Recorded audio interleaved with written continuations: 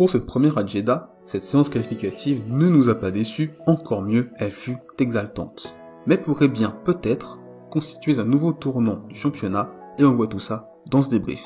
Bonjour à toutes et à tous, et donc bienvenue pour ce nouvel épisode de l'Overcut RF1, au cours duquel nous allons donc débriefer cette séance de qualification qui a eu lieu en Arabie Saoudite sur le circuit de Jeddah. N'hésitez pas à partager en commentaire vos avis sur cette séance de qualification, cette Q3 et notamment les tours qu'ont réalisé Lewis Hamilton et Max Verstappen en fin de séance, et également les conséquences possibles pour la suite de la saison, également votre avis sur ce nouveau circuit de Jeddah. Ça m'intéresse beaucoup de pouvoir échanger avec vous sur ces sujets et sur la F1 plus généralement. On va donc maintenant débuter le débrief avec la structure habituelle. On va tout d'abord évoquer la Q1, la Q2, puis la Q3, et enfin on verra en dernière partie ce que l'on peut espérer pour le Grand Prix.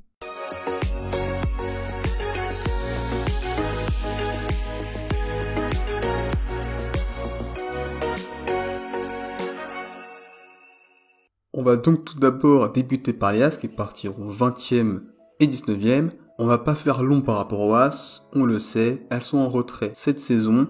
Il faut donc une nouvelle fois mentionner que Mick Schumacher parvient donc à devancer Nikita Mazepin et ça fait donc 18-2 en faveur du pilote allemand lors des duels qualification entre les deux équipiers As. 18e on retrouve Lance Stroll et 17e Sebastian Vettel, l'occasion donc d'évoquer Aston Martin, une qualification extrêmement compliquée pour Aston Martin.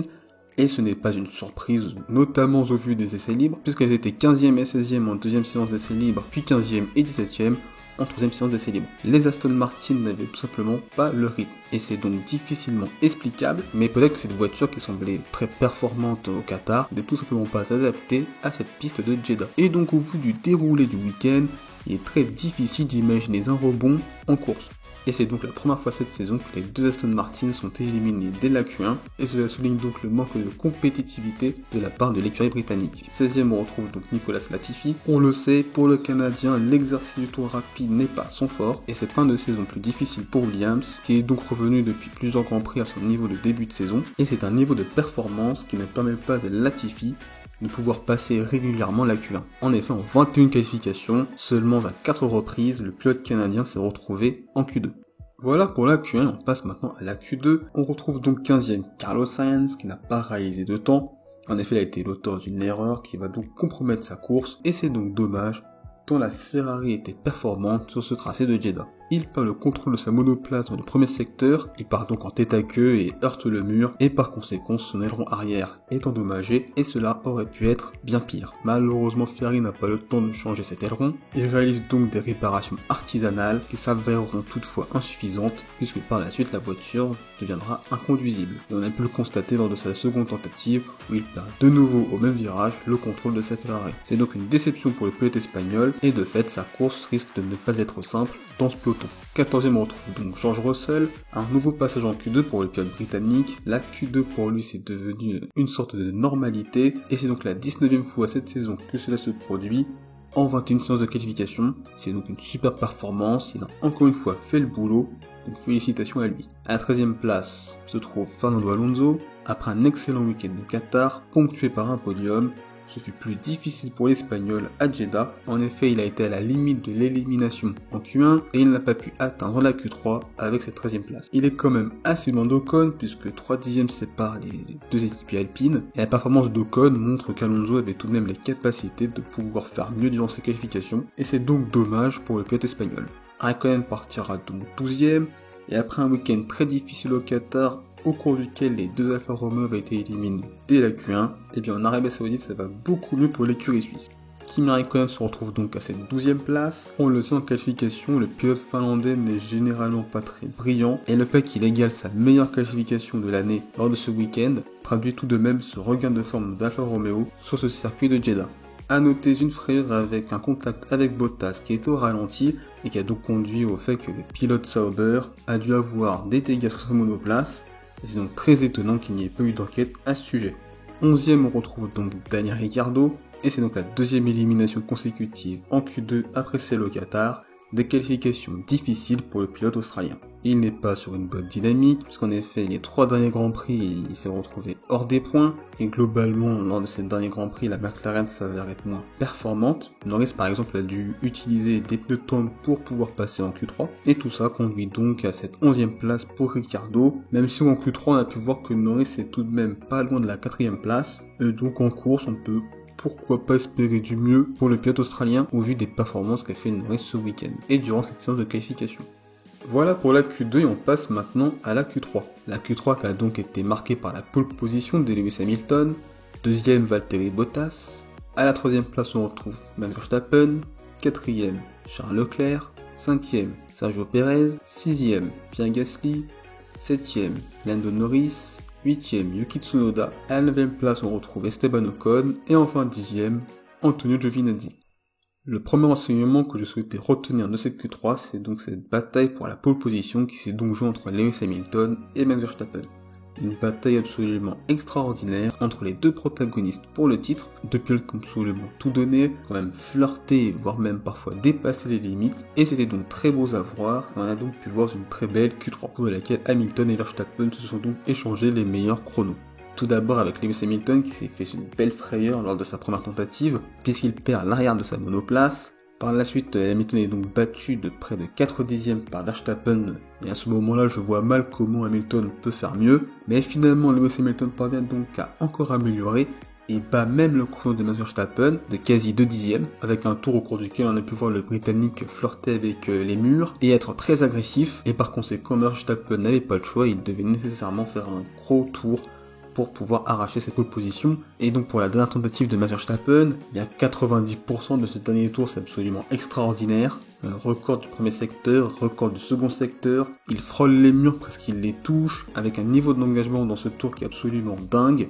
Malheureusement ce dernier virage où il bloque la roue avant gauche, il rate le point de corde du dernier virage, tape le mur et casse donc la suspension arrière droite de sa voiture, et il n'aura donc pas eu la pole position. Mais moi je considère personnellement que s'il n'avait pas fait cette erreur, je pense que ce serait un tour dont on se serait longtemps souvenu, comme par exemple le Hamilton 2018 à Singapour, ou même les tours d'Ayrton Senna à Monaco. Alors effectivement, Max Verstappen en a trop fait, mais je pense personnellement que déjà sur son premier tour, où il met quasiment 4 dixièmes Hamilton, je pense qu'à ce moment-là il avait quasiment exploité à 100% sa monoplace, et là avec quasiment 2 dixièmes de retard sur Hamilton, il a dû encore plus pousser, et on a pu le voir d'ailleurs dans ce dernier tour, il y a de nombreux moments où on se dit c'est quand même fou qu'il n'ait pas tapé, notamment à la sortie du virage 2 où il a quelques millimètres du mur. Et je pense que ce retard de 2 dixièmes sur Hamilton avant son dernier tour, ça a fait que Verstappen s'est dit qu'il devait pousser et donc être encore plus agressif, et donc il était obligé donc d'être ultra agressif et donc d'être à la limite pour pouvoir obtenir cette pole position, et malheureusement cette limite il l'a dépassée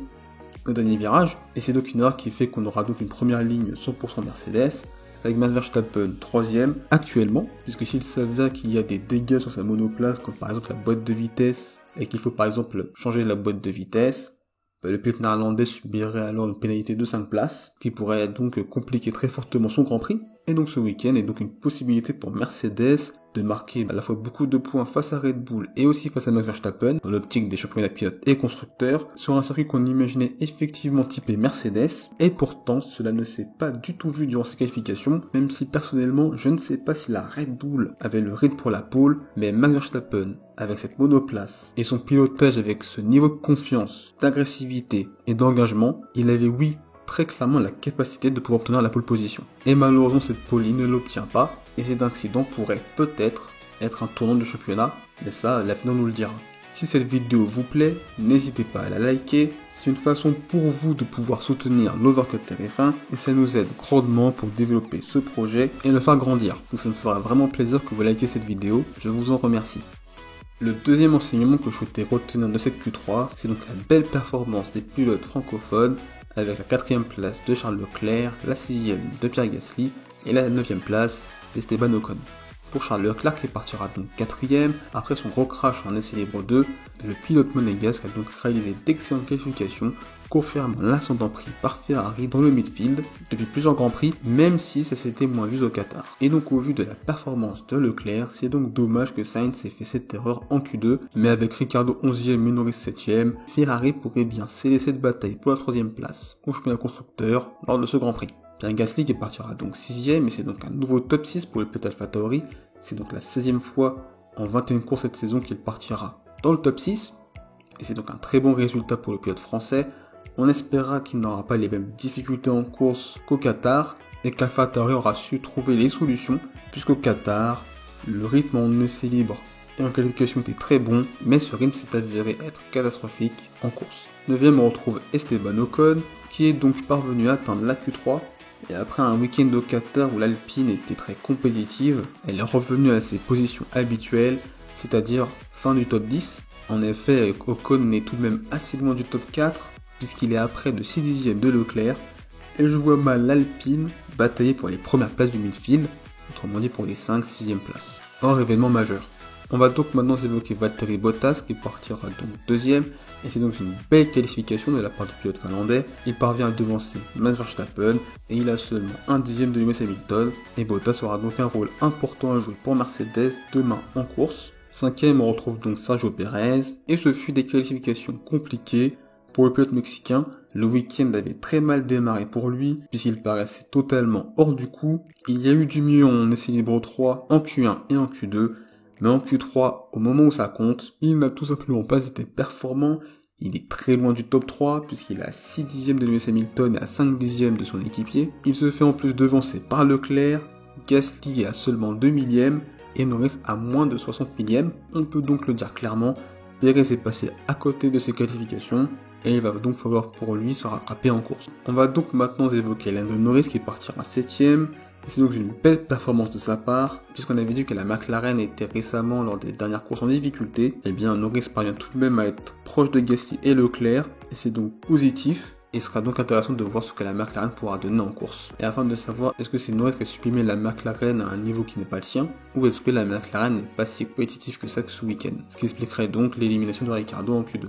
On va maintenant parler de Yuki Tsunoda qui partira 8ème, et c'est donc une très belle performance de la part du pilote japonais. On voit du mieux de sa part en termes de rythme. En effet, il y a une stat qui est très intéressante. Sur les 6 derniers Grands Prix, il s'est retrouvé 5 fois en Q3, alors que sur les 15 premiers Grands Prix de la saison, à seulement 3 reprises, le pilote japonais s'était retrouvé en Q3. Ce mieux en termes de performance pure ne se traduit pas pour autant en points. Il aura donc la possibilité demain de pouvoir obtenir des points, et donc de confirmer la belle dynamique qu'il a en cette fin de saison, puisque clairement il y a du mieux de la part du pilote japonais. Et enfin, 10ème, on retrouve Antonio Giovinazzi, et c'est donc un excellent résultat de la part de l'Italien avec cette Q3, la 4ème cette saison.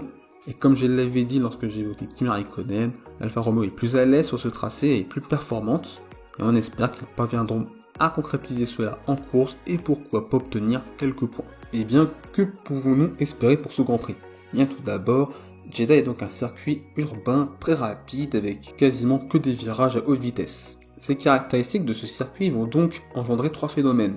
Le premier tout d'abord, eh bien qui dit urbain dit donc mur. Et il faudra donc pour les pilotes faire attention. On a donc vu pas mal d'erreurs de la part des pilotes ce week-end qui pourraient payer cash en course, et on a même pu voir des crashs, comme par exemple celui de Charles Leclerc. Et on le sait au vu de la typologie du circuit avec en plus les murs, le moindre accident engendrera forcément une virtual safety car, une safety car, voire au pire, un drapeau rouge. Et cela risque donc de tout chambouler en termes de stratégie. Le deuxième élément, eh bien c'est qui dit virage rapide dit donc dirty air. En théorie, ce sont donc dans ces virages où il est difficile pour les F actuels de pouvoir se suivre et donc se dépasser. Par exemple, il sera donc très difficile, voire quasiment impossible, de pouvoir rester proche pour les monoplaces durant tout le premier secteur, puisque ce sera là où les virages rapides s'enchaîneront les uns après les autres. Et par conséquent, avec ce dirty air, il sera très compliqué de pouvoir se suivre et se doubler, et ce circuit qui s'avère être très spectaculaire en qualification, eh bien en course en termes de dépassement et de spectacle, ça risque d'être bien moins intéressant. Et il y a également un troisième élément à mentionner, et bien c'est la dégradation des pneumatiques sur ce circuit, puisque malgré le fait que Jeddah soit un circuit à haute vitesse, la dégradation des pneus ne s'avère pas être très importante. En effet, en qualification, on a pu voir que les pilotes pouvaient enchaîner les tours en pneus tendres et en pneus médiums sans perdre pour autant en performance. Ainsi, contrairement au Qatar, les écuries devraient en théorie tenter une stratégie à un seul arrêt. Au vu des caractéristiques que j'ai expliquées précédemment du circuit de Jeddah, le moment clé du Grand Prix devrait être le départ. En effet, puisque en théorie dépasser s'avère être compliqué, et bien c'est lors du départ du Grand Prix que tout pourrait se jouer. Tout d'abord, ce qu'il faut mentionner, c'est que la distance entre la place de la pole position et le premier virage n'est pas si grande. puisqu'elle est autour de 200 mètres. Il n'y aura donc pas ou très peu de phénomènes d'aspiration, et donc à moins d'un départ absolument catastrophique, il ne devrait pas y avoir trop de perte de place. Il faudra d'ailleurs faire attention aux 2 premiers virages de ce circuit de Jeddah, qui sont d'ailleurs les 2 virages les plus lents du tracé. Ce sont donc un virage à gauche puis un virage à droite qui sont très serrés, et qui pourraient donc être propices à de la casse, à des contacts, voire même à des accrochages, pourra donc conduire pourquoi pas à une intervention de la voiture de sécurité, réelle, virtuelle, voire même drapeau rouge. Et donc pour les pilotes de tête, je vois mal hors départ catastrophique des Mercedes, Max Verstappen se retrouver en tête de la course à la fin du premier tour. Puisque comme je l'ai expliqué auparavant, il n'y aura pas ou très peu d'aspiration, et donc je pense que les Mercedes pourront bien mieux gérer le départ par rapport au Mexique. Par la suite, cela devrait donc être une course d'attente, avec pour objectif de faire un premier relais le plus long possible, sans finir à la crevaison, comme on a pu le voir au Qatar. Pourquoi je dis cela ? Eh bien tout d'abord, puisque dépasser est compliqué sur ce tracé, d'un point de vue théorique. Par conséquent, je vois mal des pilotes tenter des undercuts, et donc se retrouver englués dans le trafic, et par conséquent perdre du temps, car se suivre et dépasser à Jeddah ne sera pas simple. Et il y a un deuxième élément qui est donc fondamental, c'est que ce circuit de Jeddah est donc un circuit urbain, et donc au moindre accident, il y aura forcément une virtual safety car, une safety car, voire même un drapeau rouge. Ainsi, des pilotes pourraient donc bénéficier d'arrêts entre guillemets gratuits, puisqu'ils perdraient très peu, voire pas du tout de temps. Et on a pu le voir ce week-end, l'erreur peut très facilement arriver. Et je pense que personne ne prendra le risque de faire un undercut avec l'hypothèse qu'un accident pourrait potentiellement avoir lieu. Et au vu de ce qu'on a pu voir ce week-end et au vu de la typologie du circuit, je vois mal comment il n'y aurait pas lors de la course au moins une VSC ou une safety car, voire même au moins un drapeau rouge. Et je pense que c'est donc un élément crucial que les équipes devront prendre en compte, notamment en termes de stratégie. Cette hypothèse d'accident qui pourrait conduire à l'apparition d'une safety car ou d'une virtual safety car pourrait permettre à Red Bull de prendre l'avantage sur les Mercedes. En effet, si Max Verstappen n'est pas en tête, à moins d'avoir un rythme au-dessus d'Hamilton et de Bottas, je le vois mal gagner. Et si en plus le pilote néerlandais doit être pénalisé pour un changement de boîte de vitesse à la suite de son accident en Q3, eh bien cette course pourrait être une balade pour les Mercedes. Dans le midfield, je pense que Perez parviendra à récupérer cette 4ème place, et je le vois mal finir plus haut à la régulière. Pour la 5ème place, c'est donc la place des meilleurs des autres, et il y aura selon moi plusieurs candidats comme Leclerc, Gasly et Norris. Je pense que des pilotes comme Tsunoda, Ocon, encore Ricciardo, et pourquoi pas Sainz, lutteront plutôt pour les places pour finir dans le top 10. Mais parmi les 3 favoris que je mentionne, le départ sera crucial et conditionnera qui sera le favori pour finir 5ème et qui finira finalement 5ème du Grand Prix. Et vous, qu'avez-vous donc pensé de cette séance de qualification ? Quels sont pour vous les tops et déceptions de cette séance ? Votre opinion sur cette Q3 et cette lutte pour la pole entre Lewis Hamilton et Verstappen ? Votre avis sur l'erreur de Max Verstappen? Est-ce que cette erreur peut être considérée comme le tournant du championnat? N'hésitez pas à partager votre avis en commentaire et sur mes réseaux sociaux, à la fois sur Instagram et Facebook.